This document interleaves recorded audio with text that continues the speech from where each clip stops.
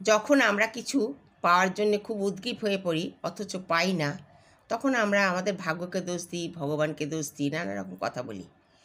কিন্তু আমরা একবারও ভেবে দেখি না এর পেছনে কোনো কারণ আছে কি না।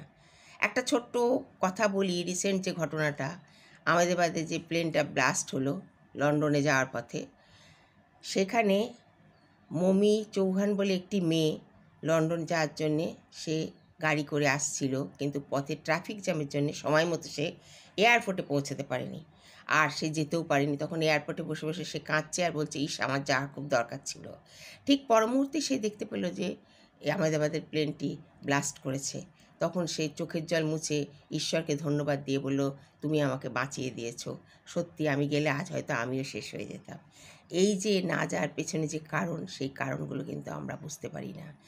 হয়তো আমরা ভাবি যে এইটা আমার খুব পাওয়ার দরকার ছিল, পেলাম না, কিন্তু আমাদের জন্যে এর থেকেও হয়তো ভালো কিছু ঈশ্বর ঠিক করে রেখে দিয়েছে, এটাই মনে রাখতে হবে। তাই না পাওয়ার জন্যে দুঃখ করে ভাগ্যকে বা ঈশ্বরকে দোষ দেওয়াটা ঠিক নয়।